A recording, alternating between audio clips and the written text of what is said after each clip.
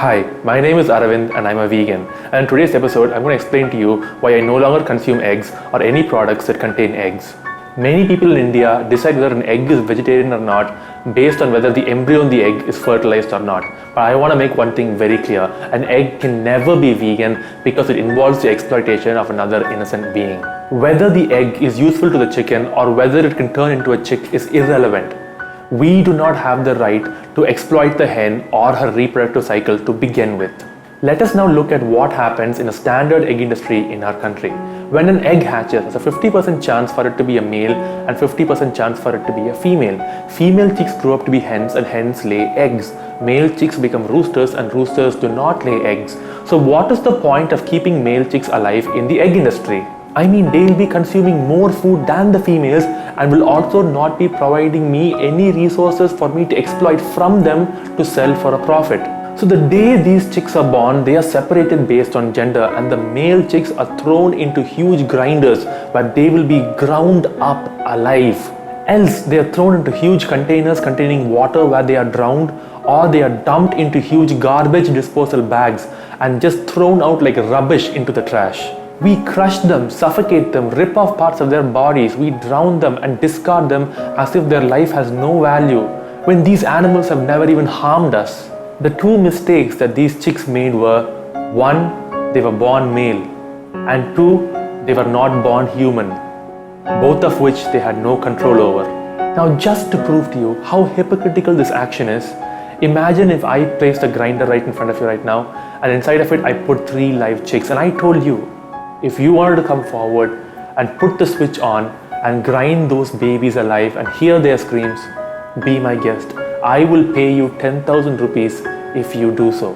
How many of you would be able to take that money and put that switch on and kill those babies?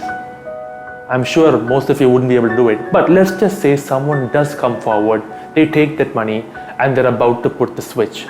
How many of you would try to stop that person? Now, you need to ask yourself, you cannot watch a cruel video of animals being tortured in front of you. If I bribed you with money, you still wouldn't be able to hurt animals. And in fact, if someone tried to hurt an animal in front of you, you would actually try to stop them.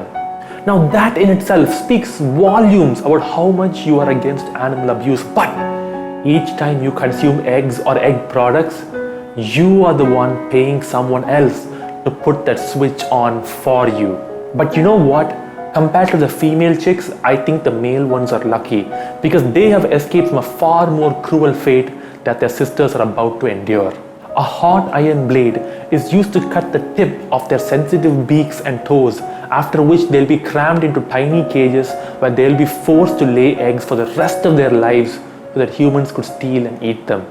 Now, the reason why these babies have their beaks and toes cut off is because when they are put in such a cramped, confined situation, they tend to peck and scratch each other in order to get more space. And such pecking and clawing could lead to damage and injury to a chicken, which in turn leads to a death of a chicken, and therefore less amount of eggs are produced, and therefore the businessmen do not make a profit. Now, if you have a heart, I humbly request you to please think about just what this animal's body is going through. She has to go through menstrual cramps and pains on a daily basis just so we could exploit and steal that one object that her body discharges. She is forced to stand in such crowded conditions that she cannot even spread her wings.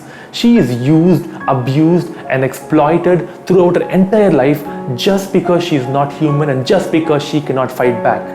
How can we call ourselves as civilized human beings and still continue to support this? Now, being in India, we have all been inside crowded buses and trains where we can't even move. But that's just temporary because we're eventually going to reach home. But imagine being stuck there from birth until your death just so that someone else can exploit something that comes out of your body so they could cook it and eat it? How is that fair? Many hens that are unable to bear the strain on their body due to laying hundreds of eggs soon pass away.